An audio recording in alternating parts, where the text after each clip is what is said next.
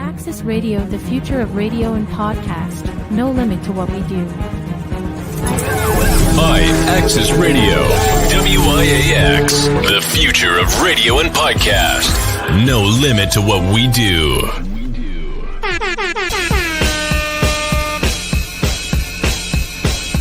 Jamel, celebrity vocal coach right here, and I am a part of Give It Life. And ratchet, we bring it real extra ratchet, raunchy. Let it be everywhere, like.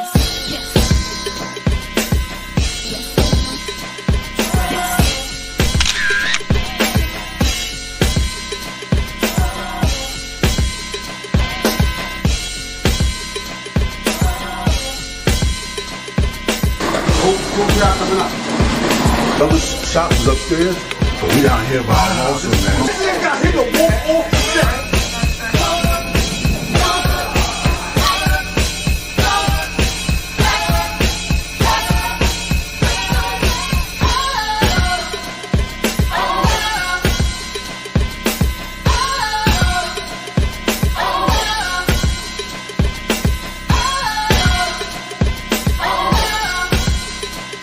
We need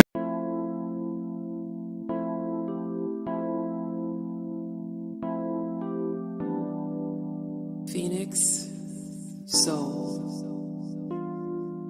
Clarity and connection through conversation. Phoenix Soul. Clarity and connection through conversation.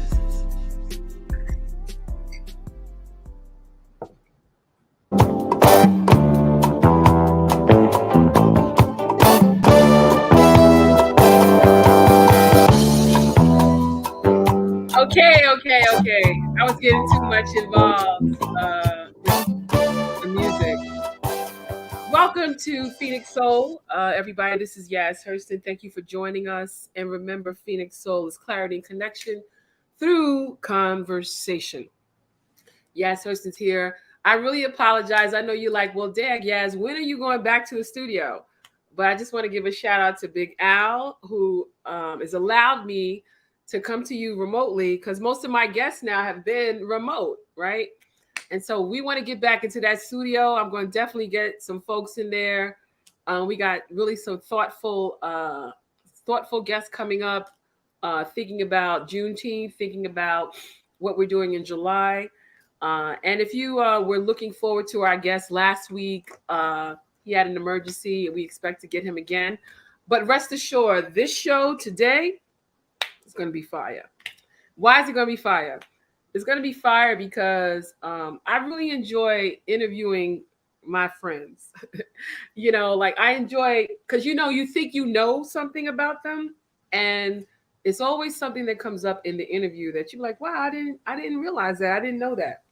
And so I'm very, very, very, very honored to introduce this person who I have known at least for, I want to say 10 years, right? And this person has been very critical and pivotal and life-changing in my life. And I'll explain more about that as we go on to the interview. But we talk about it takes a village. We talk about how we support these young people in times where there's a lot of uncertainty. We talk about activity that has bad behavior, with gangs and crime, and just the people need deterrence, kids need deterrence, parents need help, all that stuff. However, how great is it to find an organization that helps your child fulfill the soul and the mind, right? And their body. And so I think I found this and I wanted to share this with you all. And the first step to finding that, I had to meet this gentleman and I had to like get on the same page with his agenda with my child. But I think I talk about this organization so much. It's only fitting now that I introduce them formally from my perspective to the audience, you all. So, brothers and sisters, I give you the co-founder and the CEO of the Harlem Jets, Jamel Wright. That was all, right? Yeah, that was a lot. That was a lot there, Miss Jasmine. It was a lot. Usually I try to do an intro in the beginning of the show. Yes. And then add it in. You know how it goes. But what's up, Mel? Hey, all is well. I'd like to start by thanking you as well as the staff and your co-host of Phoenix Soul for having me. This is something that was we've talked about for quite some time. So I'm just pleased to finally have made it onto the show. That you guys thought enough of me to invite me to become a part of the show. So thank you for having me, and let's get to it. Well, we had to build it up, so by the time you got here, it was ready for you. You know that. This is new. I understand. This is new. I had to practice, if you will, before you put some big wigs on. So you are one of the big wigs that that we recently have on. So why don't you tell us a little bit about you as a person and like where you grew up and everything, and what shapes Mel to be who he is today? So just, I don't know. I'll go to it. I'll get to it. This is our 17th year in existence as the Harlem Jets.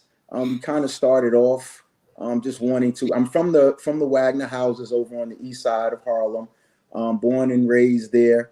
Was a product of a single parent household. My dad passed away and my mom just chose not to get remarried because she said that was the only guy she ever really loved. So she said, that's it. I'm gonna do that once, and that guy's gone. And when I see him, I'll see him again. Until then, it's us. So that kind of forced me to kind of find other outlets for kind of to mimic manhood behind. And they were also although I didn't have a dad, there was a gentleman by the name of they call him Sonny, but his name is Eugene McQuitter. He lived in that development, and he took a liking to me, and he had a football team by the name of the Ravens. And they were a group of grown men. Some had played semi-pro, some played college ball. And they had a team, and he would just take me, him and I, middle of the winter on this little motorcycle, traveling all over New York City to go see grown men play tackle football. And then ultimately with the Ravens, they had this rough two-hand touch team. So that kind of was my very, very, very early beginnings and kind of, my exposure to the sport. And then, fast forwarding, I ended up having my own child. He expressed an interest in playing football. We were coming past the field, which is now, Harlem River Park, now newly renovated that we can barely get on. That's another story that we'll talk about later. But he expressed an interest. We went out. He wasn't old enough. So I just sponsored a couple of kids, but I saw that it was a good thing. It just needed a little bit of tweaking. And then I ultimately got involved with that, and they were the Giants of Harlem. So through the Giants, we played, and then, we had some challenges or whatever, not to knock them down. They did the best they could do with what they had. So then my guys that I brought in with me were like, Mel, this is a great thing, but those guys are not really doing it the way that we like to do it. So is there any opportunity for us to create a better situation and scenario for our children? Is that how they asked? To put it, no, we're not coming back to this BS. Yo, we want to do it, but we're not going to do it that way. So, I vowed to my guys that I said, look, man, just give me a minute, we'll figure it out. And I did exactly that. Coach Kev and I went to the meeting. At that meeting, that's when it kind of happened. We formed up Voltron. Coach Kev became the VP. I'm the president. He's the VP. On the way to the meeting, Kev, don't say nothing. I'll take it from here. And we laughed and joked, and we pulled it off. And we made it happen. We ended up, giving all of the Jets equipment to those guys, and we started anew.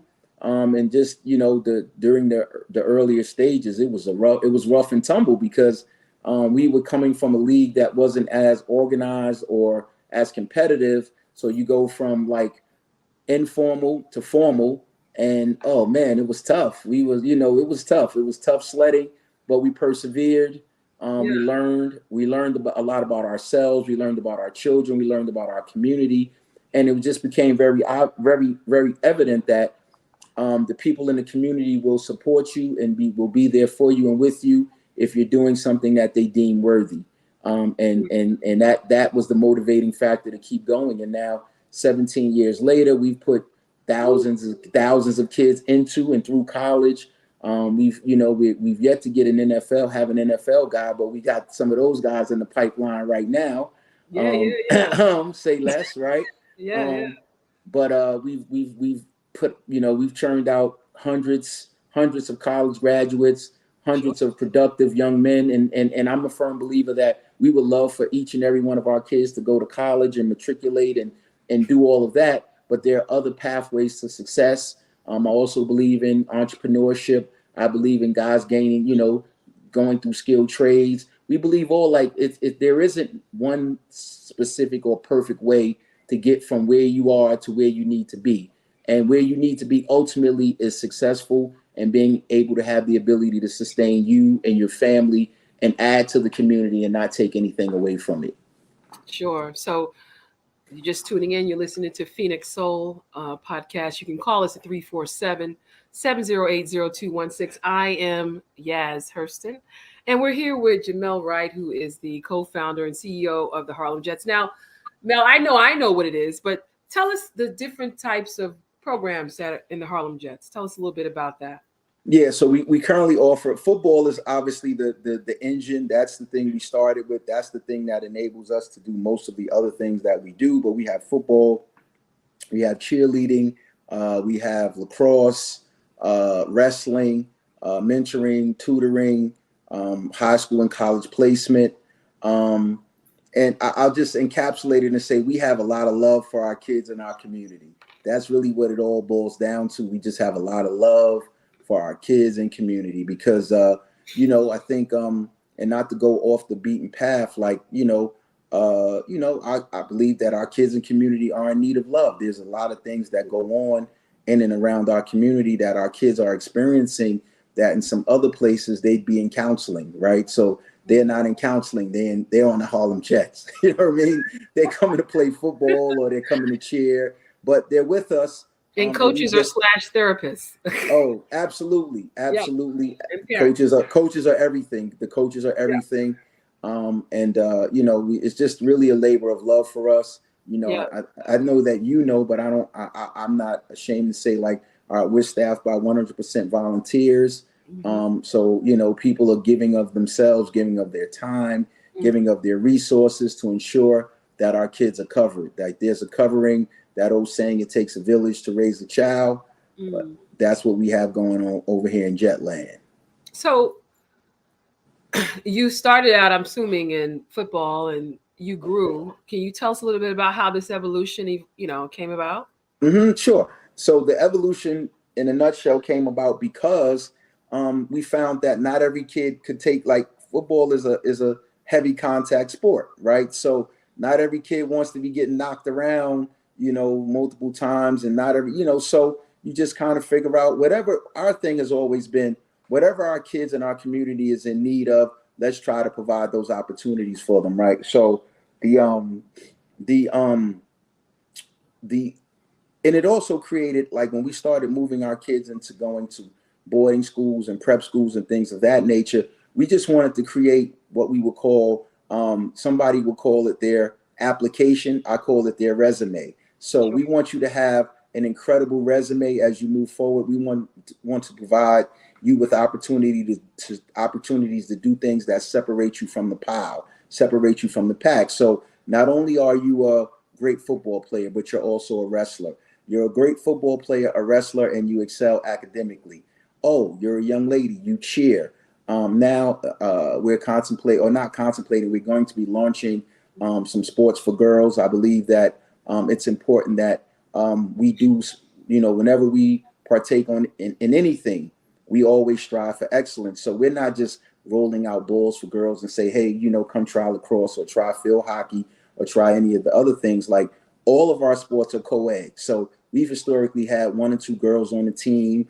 Obviously when they get a little bit older and they're a little more developed, it creates some additional challenges. But we definitely want to see our girls, grow and participate in a very elite level kind of way.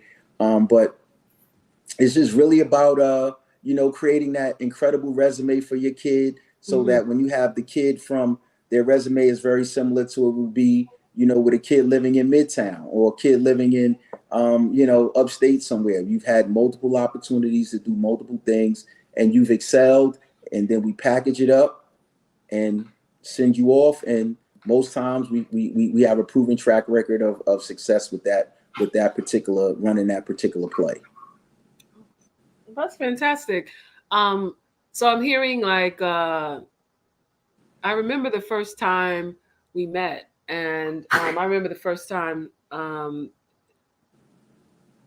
experiencing a couple of traditions that you do. Like, you do this camp, like these kids go one way and they come back with a whole different kid, right? Yeah.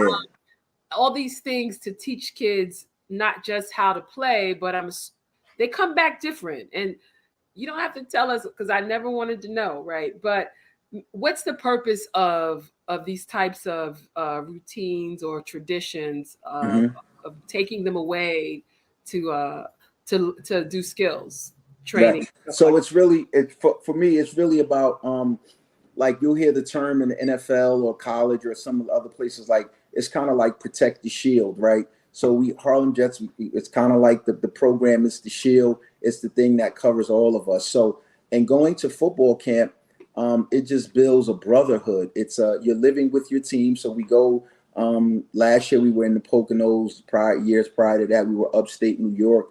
But what camp does for us is it gives you an opportunity to live amongst your brothers, right? For 4 days, 3 nights, whatever that configuration looks like. You're eating with them, you're sleeping with them, everything takes place. If one person does something wrong, everyone pays. We're up at 5:30 in the morning on the field by 6 a.m. and we're practicing every day. And kids are actually, and it's no different from our little kids to our older kids. Everyone goes through the exact same indoctrination. And it just builds this kind of brotherhood where, I was there, I was really struggling, and you gotta pull your brother along with you. You gotta, we're only going to be as strong as the weakest link. So we need to identify whomever, whatever that is, and basically help them to understand that we will only be as successful as you help us to become. So the brotherhood is just really what camp, and we got a lot of little chants and different things like that. And it's kind of, I don't want to compare it to Greek life, but it's, it's similar because it's a real brotherhood. And whether you went year 12 or you went year 2, it's the exact same thing that you're going to encounter. You're going to be amongst your brothers. You're going to work hard. You're going to give it your best effort. And if for some reason you decide that you're not going to, partake, we can quickly remind you in that setting that, my God, nothing less than your best effort will ever be accepted. you know. And so your coaches, a lot of them, where do they come from? Or where do your other volunteer coaches and participants come from? So we, as with our children, we don't have any residency requirements with our kids. So we have kids from we have coaches from all over the place. We have coaches from, not only from all over the place, we have coaches from all walks of life. From attorneys to doctors to the local bodega guy to the trash man to the MTA worker. It doesn't matter. We don't discriminate. All we ask is that you understand the importance of being present with and for the children. And if you're willing to do that, obviously we conduct our background checks, and then we have some training and some different things that has to be done prior to the person, being able to actually work with the kids. But, once you get past that, that process, We welcome you with open arms. So they didn't have to play before. Is that right? No, there isn't. No, so that's part of what when we have we have internal camps and clinics for our coaches to kind of show them what it should look like, right? And then you may have a guy that played 20 years ago, right? So 20 years ago, it was closer to a gladiator sport, right? Where, it was like, yo, if you have they had this thing called a crackback block where if you say, for example, your quarterback threw an interception and the guy's running the get him, and you just happen to see him out the corner of your eye, you could give him the hardest hit you could muster. You could clean him, kill him. If you felt like you could knock his block off, he would absolutely get that. Those types of things are illegal now, and it could ultimately cause you to be ejected from the game.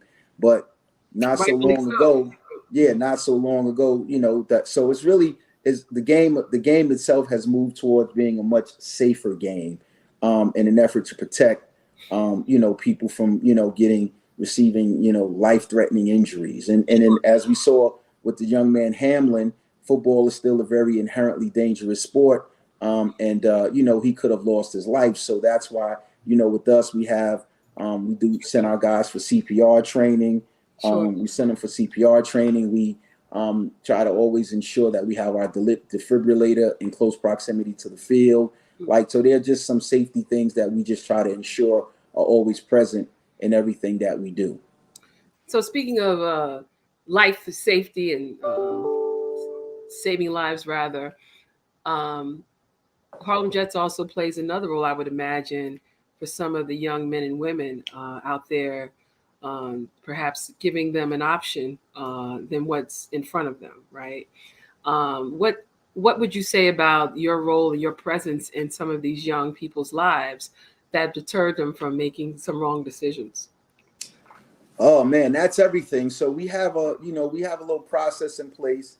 So typically if something goes like really bad, like if a kid is in some hot water, I'll get the call, right? I'll get the call from whomever is the closest. I'll get the call and then I'll ring the alarm, and we have some guys that are a part of that kind of emergency response team.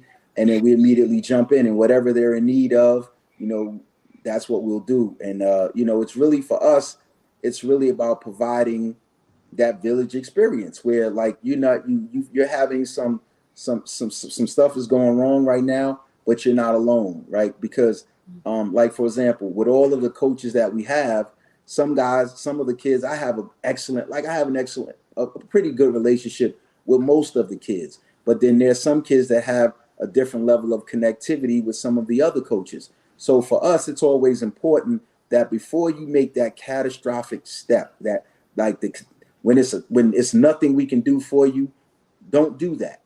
Call one of us, right? And then we'll say, where are you? And then whomever is closest, we'll try to get to them and just try to let them know that, listen, man, bad behavior comes with consequences, but you're not alone. We'll never abandon you. But if you do something really bad, then there's consequences associated with it. If you in school fighting, you're probably going to get suspended.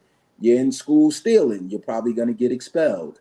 You do something crazy in the street, then you may have to have a conversation with the police department, right? So we just try to have those real conversations. One of the largest things that we kind of talk to our kids now about is social media, and understanding that if you have aspirations of becoming a collegiate ball player, they're going to check all of that stuff, right? So if you get on there and you calling people N's and F's and D's and all kind of crazy stuff, you could possibly throw your opportunity away or blow it, because no one wants to have that kind of energy with them or where they're at. So you have to be mindful. If you're taking it serious now, if you just want to be a jerk about it and you go ahead and do it, then you got to be prepared to deal with that. So there's two sides to this. There's the body, and I want to talk a little bit more about your ages. I don't know how you want to share with all the programs or with just football, but what's the age ranges and how do you break them up? Mm-hmm. So we currently go from basically 5 all the way to 13, on the cusp of turning 14. if you remember during I think when you were with us, we were going all the way up to 18. So we had an older team. We called them Super Prep. And there were a group of guys that some had played with us in their younger days, some didn't, but they were a group of guys that I was really, really fond of. But we found that, and kind of dealing with them was kind of, siphoning away some of the resources that we needed to be more impactful with the younger kids. And then you're also dealing with a kid that's, 18, on the verge of turning 19. Some of them have kids. Some of them, gainfully employed, all of them, most if not all of them have girlfriends, so so you're almost dealing with an adult. So it's a little bit different. So it's kind of like, at this point, we are still here with you and for you, but we thought that like it might make a little more sense to focus our time and energy on some of the younger kids that had a much longer shelf life, and we can be a lot more impactful in their lives. And as I stated, we go from, so that's an individual increment. So we got, so it's 6 and under, which is our 5 and 6 year olds, 7 and under, 8 and under, which is our 7 and 8 year olds. And then from that, after that, it goes 9 and under, 10 and under, 11 under, 12 and under, 13 under. And that's where we stop. Is it still done by weight now? Or is it just age? No, so yeah, they've done away with it. They call it the All-American division. So we're no longer doing weight. When your son played, oh my goodness! That's a testament. That's a testament to Coach Alex and Coach Alex and Coach Tyson, that were working really hard to ensure that all of our kids always made weight. And I think we had such a great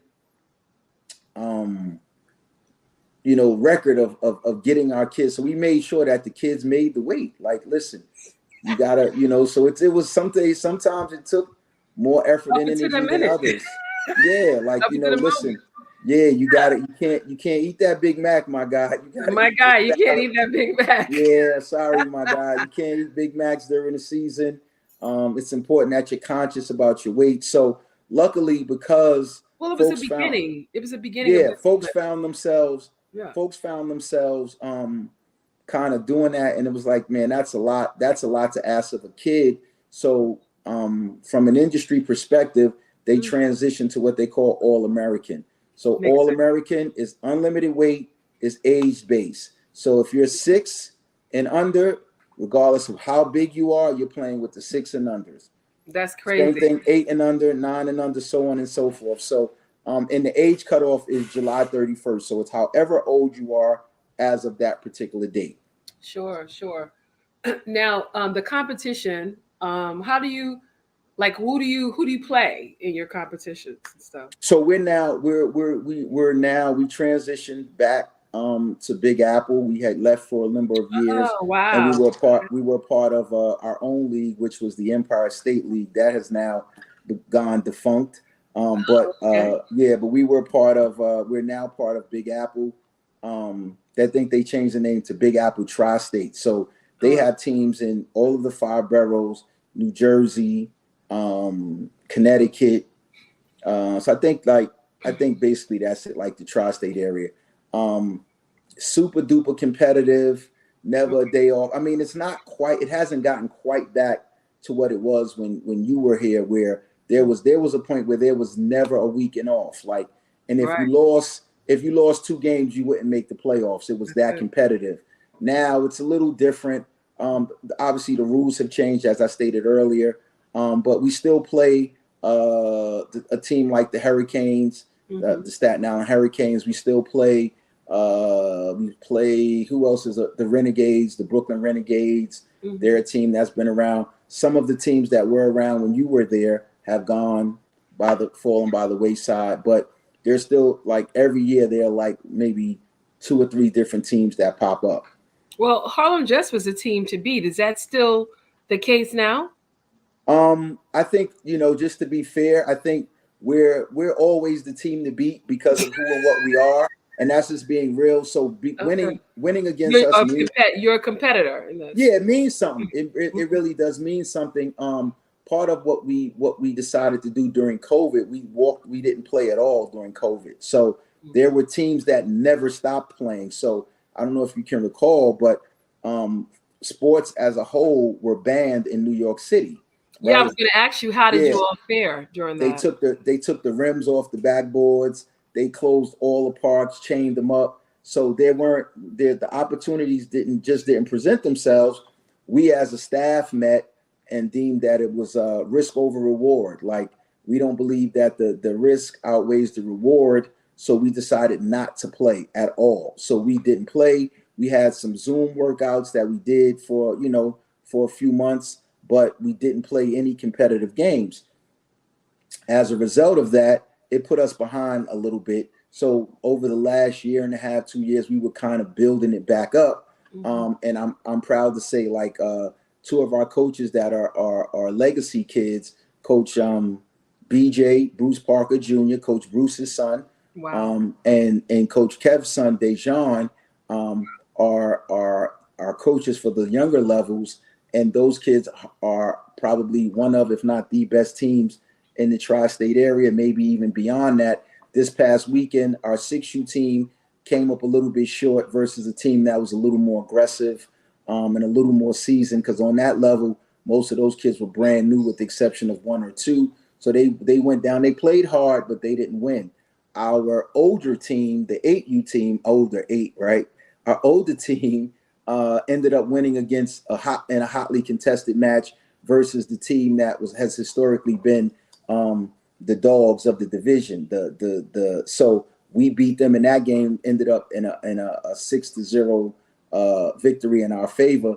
But it just goes to show that the hard work and dedication that all of us, led by those two young men that we're putting in, is starting to pay dividends, because that's how we were able to build those national championship teams, by retention. So you bring our kids in, have an incredible experience with the parents, have an incredible experience with the coaches, and then that creates connectivity, and they move through the program. And then when they get 9, 10, 11, 12, and 13, they're tough to deal with. Well, how dope is that? Big shout out, first of all, to BJ and Dejan. Children of coaches, children of the program, alumni, and then coming back. I remember a couple of experiences of us traveling, and I remember, once you're able to win a certain number of games locally, you were able to qualify to go to Florida. And so I think I went to Florida a few times. Just a few. But I want to say that I'm sure that has to be incredible, because some of these kids probably never left, their street before. But to go to another state has had to be incredible for the first time. I didn't go with you the first time, so Yeah. So let me circle back for just a moment, if it's okay. I would be remiss if I didn't mention that my son, Little Mel, or Jamel, is also very involved. He's just in a different capacity. He's more on the administrative side, trying to help with fundraising. And we have this event, this alumni event coming up that he's spearheading. So yeah, he's also very involved.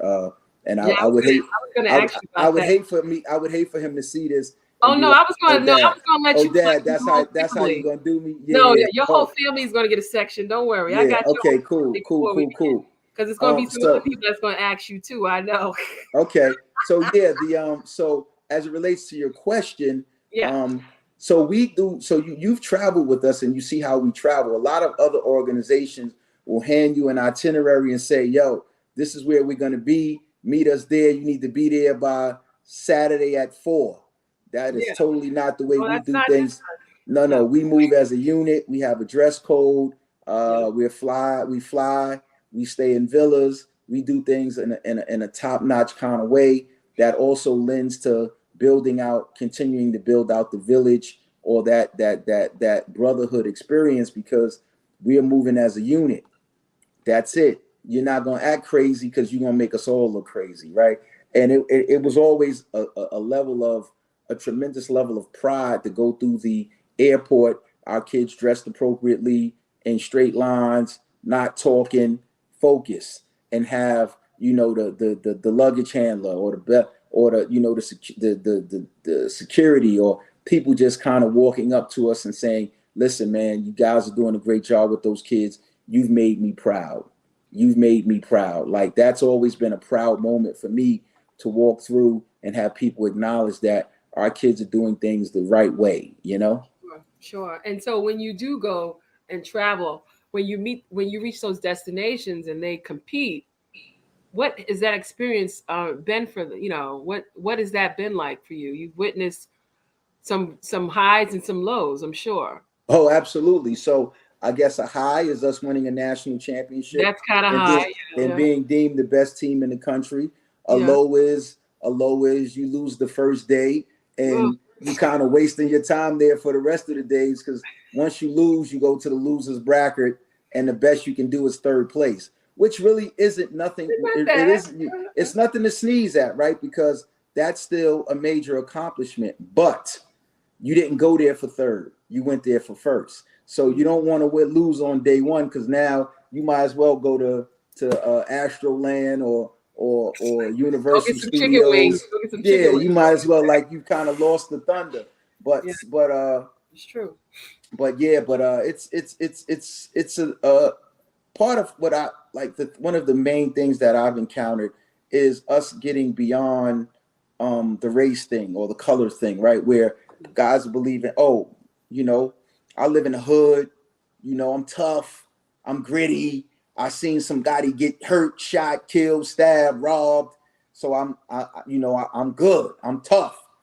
You go out there, kids that don't necessarily look like you, gonna say yes sir, no sir. Live on a farm, whatever it is. They don't live the same life that we live. They don't live that urban setting life, but they're tough. They live that football life. Yeah. They live that football life. They eat, sleep, drink football. And they don't okay, cool, you live in the inner city. What exactly does that mean? I'm going after you even harder because you live in the inner city, So long day. So for me, it's always like leveling the playing field and explaining to our kids that where you from is almost irrelevant. Like, it's how you play the game. It's the level of intensity, that you bring to playing the game. It's the heart. And you hear that cliche. What do they say? It's not the size of the dog, it's the dog. The size of the fight, and the dog is the size of the dog and the heart. However it goes, I just blew that up, messed it up. But everybody conceptually understands the point that I'm making, that we see the little dog with the big heart that's willing to scare that big dog away.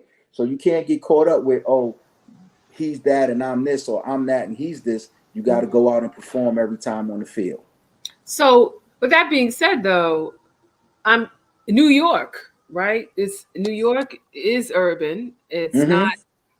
There's nobody. There's no fields. There's nobody just living that every day. It's an effort. It's not free. It's not easily accessible. And so New York for quite some time hasn't been part of that game. I mean, and I would like to say that Harlem Jets helped shape New York City being known to having ballers, as the hashtag goes. Yeah, I think I want to thank one of my guys from Alex. He said, New York, hashtag New York has ballers.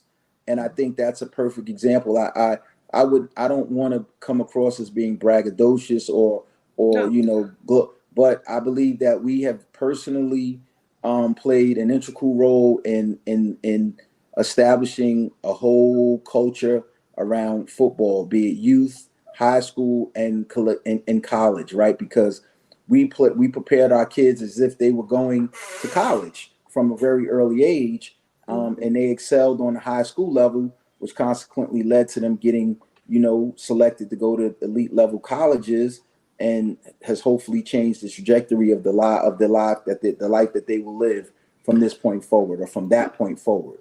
So let's talk about that. Preparing the children athletically is one thing, but academically has been also a focus. I remember kids, you have to show up with the credit, with the report card on the field. Like Mm-hmm. now you've evolved so much, right? Mm-hmm. Tell us about how you hold, the kids accountable academically. So in that regard, nothing has changed, right? So you have to bring your report card. If you don't bring it, we're going to take your helmet and your equipment from you.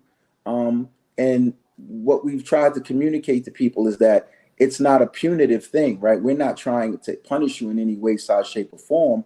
What it is we're trying to take a glimpse or a snapshot of what you're doing academically so that we could try to help to support whatever it is you're doing. So if you're not doing so well, then we want to support that. If you're doing really well or you're doing, average, we want to always look towards enrichment so that it's always like there's always a step to be taken, right? So because we don't want you to become complacent with where you're at because learning is never ending. So we always want you to be moving forward. We want you to be progressive. We want you to be, moving in that direction. So yeah. That's so yeah, we still and unfortunately, right, we'll have a kid that's maybe struggling a little bit academically, and then the parent will say, "Oh, I'm taking them to Kumar and I'm doing this, I'm doing that." And I'm like, "Well, how long have you been going to Kumar?" "Oh, we've been there about 6-8 weeks." Okay, so you've been there 6-8 weeks paying your money and you haven't gotten a tangible result. So what I'm going to tell you is give us a shot at using this football thing or this sport, whatever it is, as the carrot to motivate them to do better academically, right? And then if it should work, because in most cases it does work, right? Because there's the power of the game, whatever it is, or the sport is, priceless.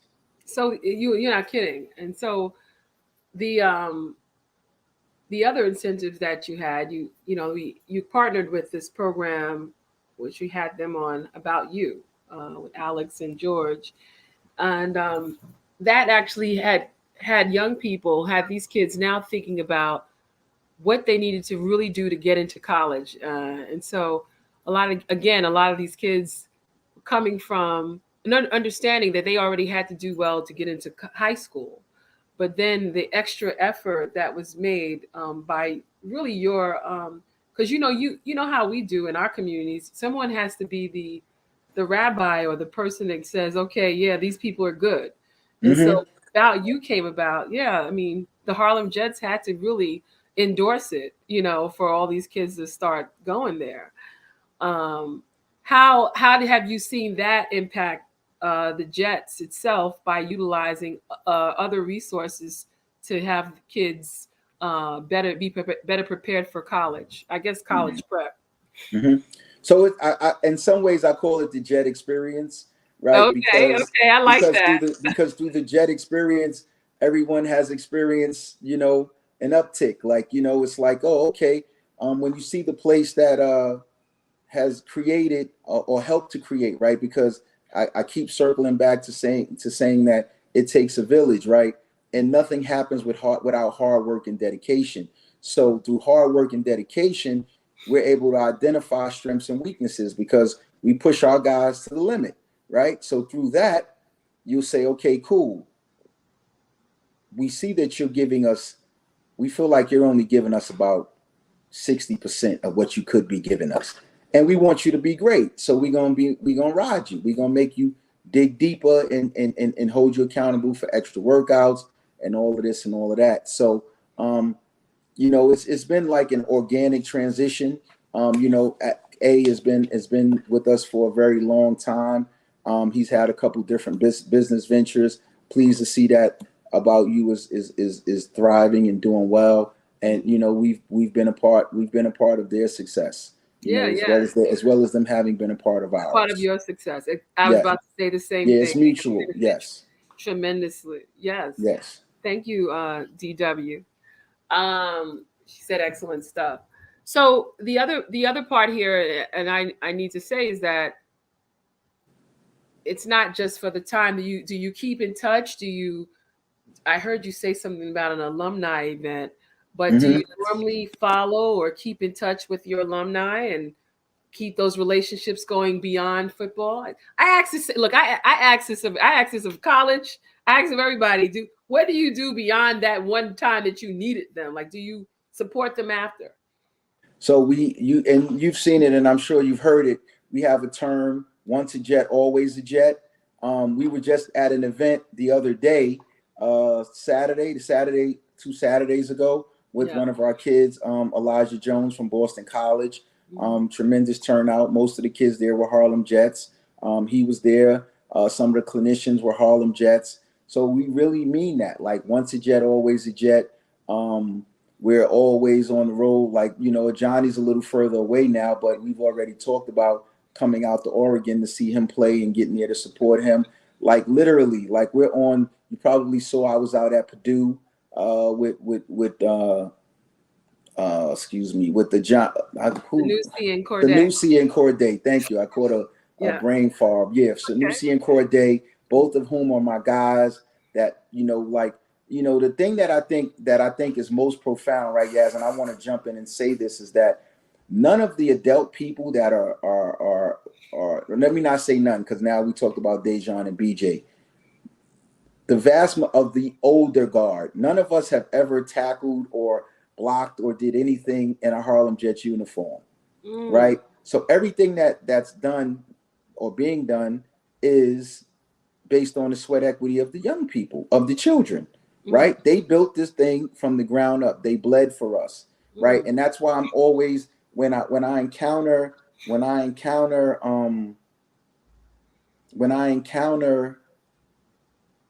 crazy grown-ups, right? It's always a little bit difficult for me to be super heavy-handed with the kids, because 9 times out of 10, the kids are amazing. The kids are wonderful. They bleed for you, right? Literally, like literally, guys come off the field bleeding, right? So, hands, necks, scratch, whatever it is, they've bled for you. So minimally, I can try to reciprocate it in a way that shows that I appreciate your level of dedication and commitment. Sure. What thoughts do you have of? I know everyone has a choice, but recently there's been so many concerns regarding safety. What would you say to a parent who is just kind of like going back and forth between flag or tackle? Or just maybe, another type of sport? What do you think football has to offer? I think football is an incredible sport. I think it's closely mimics life. I think the fact that, through life, you're going to get knocked down, you got to get back up. You're going to get knocked down, you got to get back up. You may have that employee or that supervisor at work that's just, you just can't get away from them. Like, every day, they're like, waiting for you at your cubicle or at the water fountain, and they're just a jerk, and they mean you no good, but you got to deal with them. That's football. Like, that guy ahead of you, he worked out over the summer, and he's giving you a very hard way to go. And there are a couple things that you can do, right? So either you can say, damn, this guy's killing me, coach, get me out of here. Or you can say, nah, I'm going to dig a little deeper, right? And if it's really that bad, I'm going to whisper to my guy to the left and to the right, hey, man, this guy is a bit much for me today. I need your help. Because we're in the brotherhood together. We went to camp together. We went to this together. We in this together. I need a little help, bro. And you know what he's going to say? I got you. Let's do it. You know what I mean? Or you're going to come off the field and say, coach, this guy's doing this to me. He giving me some problems. And then we, from a strategic perspective, are going to figure out ways to minimize his effectiveness and move our effectiveness up 2 or 3 notches, Right. So, the funniest story, and it goes like this. One of the trips that we did in Florida a long time ago, we played against this team. I don't remember the team. And, let me just say this, as a parent, I was one, but as a football mom, I took a lot of our wins and losses to heart. And so I took a lot of them to heart. Huh? I know that for a fact. Yeah, I took a lot on the heart, and I don't even like some of the coaches after that we lost to. But I do want to say this, that if a program is teaching the kids the right way, the kids will always be the best for it. And so I remember we lost to this team, this California team. I was telling you this. Mm-hmm. And it just so happens that the wide receiver on that team now plays for the Oregon Ducks. And Wow. And not only do they play, does he play for the Oregon Ducks? He's like, his locker is right next to my son's, right? Wow. And so one day he said, "Did you play for the Jets?" And Johnny said, "Yeah, I did." He says, "Oh, we played you guys. You guys were really good. I mean, we won." Of course they said that, but you guys were really impressive, because they just couldn't believe a team from New York, right, could come out and play and like almost like win like the Nationals, which we did a couple of times, but they were just so surprised. But this guy, Chris Hudson, he played for the California team, and because of the impact that the Jets did on Johnny and the rest of the teammates, that he remembered that, I guess. Wow. And now, I mean, they probably now will have a much better bond because they get to play together. Who would have thought? Mm-hmm. Yeah, I remember that kid. I remember that kid. He played for the IE Ducks. Oh, he played for another Ducks. Okay. Yeah, he played for the IE Ducks. And but that's the thing, right? When we talk about sports, like football in particular, lifelong bonds, right? Like basketball, you can have a guy that can go get it. He gets you 35, 40 a night, and he can football is one of those things where, man, it's the ultimate team sport, man. Like it without your team, it's just not gonna happen, right? Without an O line, without a D line, without the quarterback, without everybody being in sequence, it's just not gonna happen. That's right. It's just flat out not gonna happen. So yeah, and it creates lifelong bonds for real. Yeah. Like to go through the trenches, like I said, you come off the field at the end of the game, you've been in the locker room, guys is battered and bruised. They battered and bruised. You need you need a treatment. Yes. Get my ice packs, let's wrap my knees, put it around my back. You need and so that within itself is a brotherhood when you get in the treatment. That's right. We in this thing together, bro. When you go to war, that's definitely the bond. Exactly. It closely mimics war. We went through war together. Yeah. And hopefully we came out successful. Hopefully. But it's just one of those crazy things that you can't really quantify it, but it's priceless, Well, we have a couple more minutes left. Why don't you tell us what's up, what's next, what's coming up, what should we be looking for? And in addition, if we wanted to support or learn more information, where we go. So why don't you first start telling us what's your upcoming events? So up and coming, we have this past Saturday, we just had our homecoming for the little kids, but moving forward, on the July 8th, July 1st, we're having our alumni event. July 8th, we're having a field hockey event at Harlem River Park. Both of these events will be held at Harlem River Park, 128th and 3rd. There'll be more information that will be shared on our website, so on and so forth. If you're looking for us, we're really easy to find at www.harlemjets.org. In terms of social media, our Facebook is harlem.jets. Our Instagram is at harlemjetsinc, and our Twitter is at harlem_JETS. Yes, they've been kind enough to drop it in the chat for us.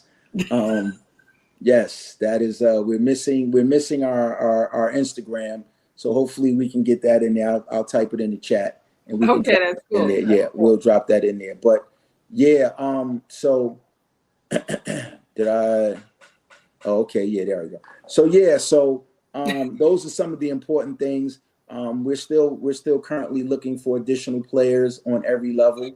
We have a ton of kids already, but we're looking for, we take pride in taking a kid that's never played before and teaching them how to play the game and watching them go off to do incredible things like we've done. I think that's what really separates us from some of the other programs, that we teach our kids how to play football, right? If you've been to thank you, Alex. Thank you, Alex. Coach Alex puts it in. If you nice picture too, Coach. Thanks, Coach. If you come to a Harlem Jet practice, it will closely mimic any of the top high school practices. We'll have all of the tools of the trade: sleds, pads, footballs. Like, so we're just not out there running around trying to arbitrarily just run plays. No, we're running a structured practice that starts off with a dynamic warm-up, goes into to individuals. From individuals, we go to group, and then from group, we go to team. So that's kind of like the format that you'll find at any elite level high school. And we're not just looking to throw balls around and just, play to be playing. That's why do you say that? Why do you say that? Is that something that is thought of what we do or what happens in certain programs, or are you just saying this because you really make a concerted effort for the development to occur? Yeah, no, it's a deliberate effort. It's very, very calculated. A lot of thought goes into it, practice plans and things of that nature, because I think it's a cliche, but it's like if you fail a plan, you plan to fail, right? So, and it's too much of an undertaking to just go out and be running around like you're gonna cause somebody to get hurt, man. Like, nah, we only have practice 3 times a week.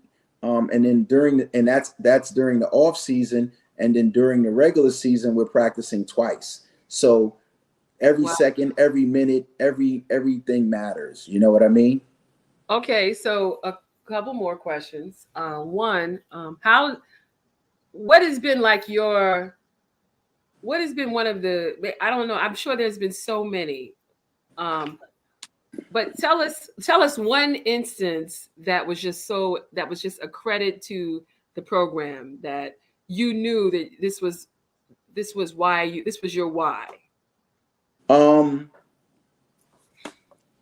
So do you want it to be, does it matter? Like, can I use a real life experience? Yeah. Or can I use, we had one of our, I don't want to tell that one because I think people know who that is.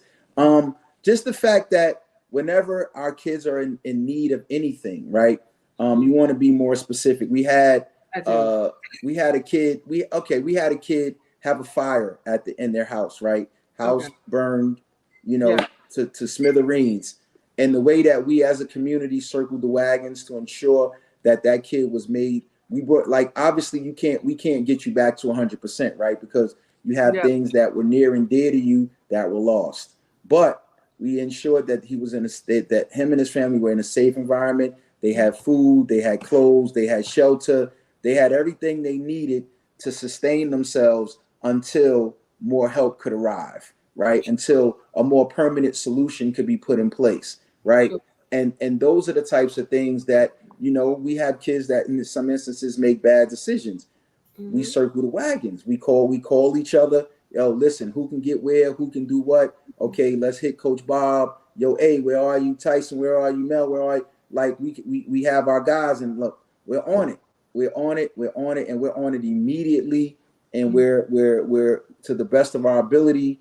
We're on it until there's a positive resolution, and sometimes the positive resolution is that you're positively in trouble, but we're still there for you and with you. You understand what I'm saying? I do understand. Yeah, it's important to get that. I mean, it's love. It's called love, right? Right. Circling the wagons and the commitment that comes in just shows the amount of love that you have for your kids, and you're kind of all, like, a few of you all are grounded here, so you kind of see your kids every day, or in the streets, or you can kind of stop them. Yes. So the last thing I just wanted to ask, this has to be a lot of your time.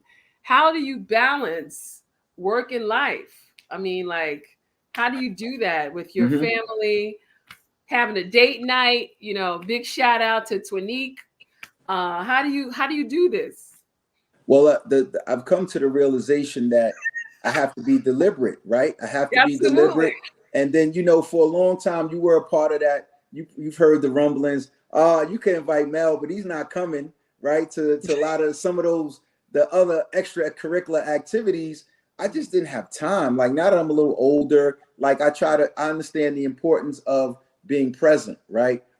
So if someone thinks enough of me to invite me, similar to yourself inviting me to be on your show, right? There's always other things that you could be doing, but we don't live in the land alone. And what I do for you today, you may be able to do for me tomorrow, right? So it's important that you show up for people and you show up in a way where you're adding, right? You're not subtracting. You're not showing up with a piss poor attitude because I didn't really want to be here. Like, nah, you showing up. Listen, what do you need? How can I help? What's going on?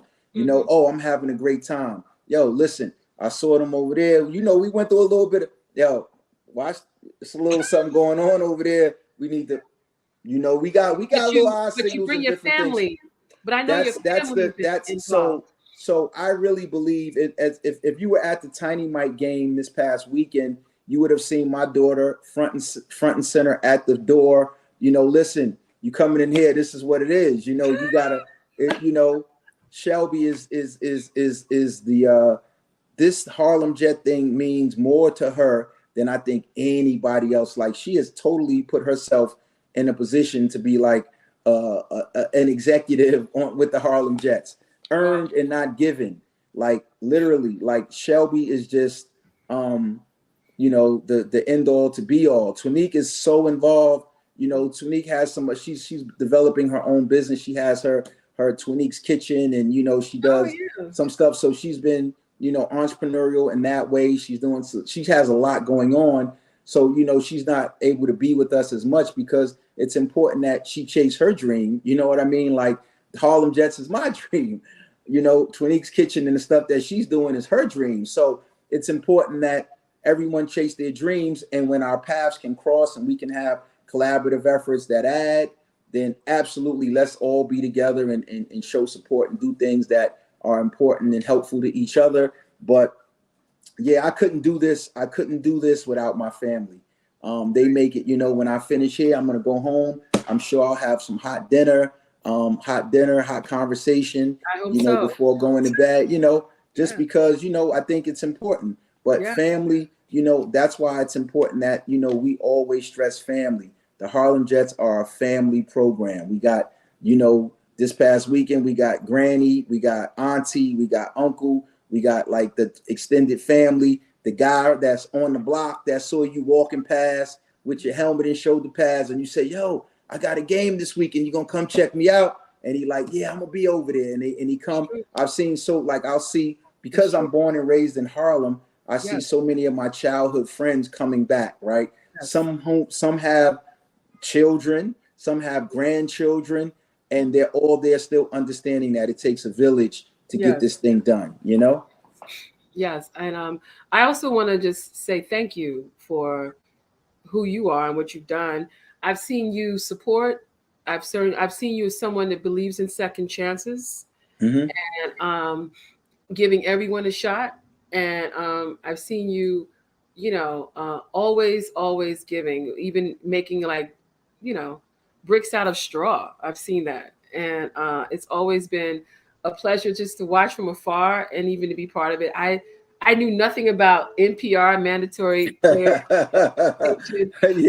until I raised my hand and said, yeah, I could do it. And, learning that as a parent, it was just incredible. And I'm sure you've had many parents that come from all walks of life, that when they all get there, it's you just start off, you ain't got nothing. Don't matter who you are and what you've been, right?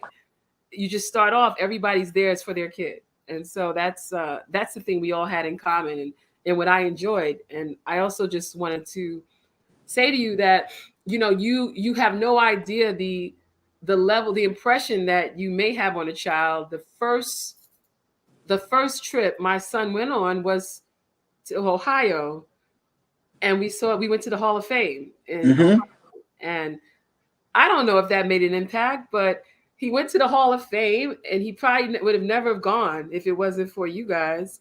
and he wants to be in the Hall of Fame, and so that has just been incredible. Oh, what's up, Clyde?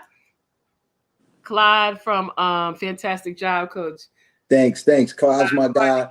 Alex put up the go. Like so yeah, it's like the when I laugh, right, because you got drafted into becoming the NPR monitor and a hotly contested game that had value, and you with your strong personality, that was exactly what we needed when we needed it, because the NPR monitor is in charge. And for those that don't know, in the games, they've actually eliminated it in some of the leagues, but there's a mandatory. Every kid is guaranteed 5 to 8 plays based on the size of the roster. So if for some reason by the game goes on at the beginning of the fourth quarter, whomever has not played, they have to go in the game. And the NPR monitor is the person. So there's supposed to be an NPR monitor jotting down the amount of plays, and a spotter from the other team telling her, did you see 7 in? Did you see 13 in? So if you're on the sideline and you happen to be with an irresponsible person that chose to be on their phone or do something, anything less than paying 100% attention, and you happen to miss that a particular player got a play or not, it doesn't matter. It's whatever the NPR monitor says at the beginning of the fourth quarter. So that's all you had to tell me. That's all you had to tell me. I'm in charge. So, that they are in charge. So that could be the difference. And we actually lost a game because of that, a regional game out in Jersey, because it was a hotly contested game, zip going into the fourth quarter. And then they pulled that. We had a huge roster, 35 players. And then we got a kid with soccer cleats on. And we're like, oh my God, this is going to end bad for us. And sure enough, it ended horribly. And we ended up losing, and everybody was mad. And, it's just been, it's just been so many peaks and valleys in this thing. But I'm sometime disappointed, but I'm not ever discouraged, right? Because I believe that the work that we're doing is so impactful, right? I think the amount of lives that we've saved, right, we can never quantify that, because there are so many kids that could have gone left, but we said, yo, like you see me sometime, I act crazy with kids. Yo, my man, I'll knock your head off. Do that again. Let me hear you talk to your mother like that. Be disrespectful. I'm on your back. But, and before you leave my company, I'm going to put my arm around you and tell you how much I love you, how much I respect you, and how much I appreciate you. And I'm on your back because I see something in you that at this particular moment in time, you may not see in yourself, right? Because I'm looking at you and I see it because I've seen it before, right? Like I've seen it before, so I know what it looks like. You haven't seen it, you've yet to see it, so you don't know. So because I've seen it, I'm like, yo, listen, we can't do that ever again. But if you do it again, I'm gonna be on your behind again, because I'm a firm believer in restorative justice. I heard you say about, mention about second chances, third chances. I'm a guy that's been given chances to do right and be right. And I believe that people make bad decisions, right? And as a young person, you don't always understand the consequences associated with bad behavior or being disrespectful. Like kids now say crazy things to people that I, as an older man, haven't ever said, inviting them to your private parts and things like that. And I explained to them that there are some people in our world that if you say something like that to them, they might kill you. Literally. They might literally kill you and leave you there dead and not think a second about it. So you on the subway and you want to be a tough guy, somebody bump into you. Oh, yo, my man, that might be your last day on earth, man. So I'm always in favor of being preventive, right? Yeah. Instead of being reactive, I want to be preventive, right? If we can prevent you, because once you're hurt, right? Obviously, once you're dead, you're dead. So if we could prevent that, then by all means, let's try to be preventive, and allow our kids to grow and develop organically and become the best that they can possibly be. So on that night, you got a lot of kids in the hopper, and we're gonna close off with this. On that night, this is one of your kids. they get called in for the draft, Mm-hmm. and you gotta speak to other kids, not necessarily about this kid, but just about Mm-hmm. the work of the Harlem Jets in like a sentence. Like, what would you say to kids now? Because they only see this side, they don't see the part that it takes to get there. But what would you tell a kid who wants to be like that kid? Mm-hmm. And they're coming to you because everybody wants instant gratification, right? Mm-hmm. But what would you say to a child or to even a parent? Because we know parents sometimes live vicariously through their kids. What would you say to them about the struggle and discipline? So what I mean, and this is really simple, Yasmin. It's very, very simple. This isn't a complicated thing at all. Any of our guys that have excelled to that level, it is a testament of what hard work and dedication will do for you. And it is not just hard work and dedication on the field, it's hard work and dedication in the classroom. It's hard work and dedication at home, because you've developed a thing called discipline, right? Without discipline, you're unable to accomplish really anything, because everything takes a level of commitment. Anything that's of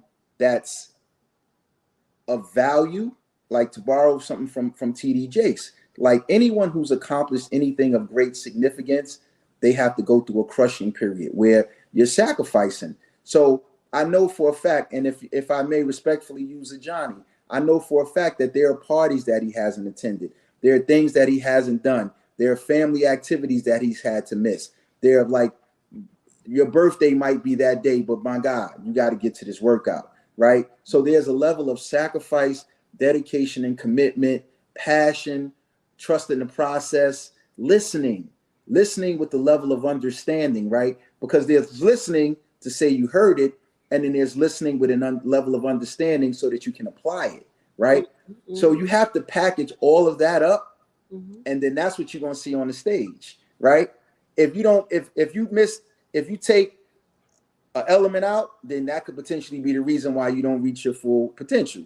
If you got to be willing to do all of those things in totality to get from where you are to where you need to be. And that's just not on the field, that's in life.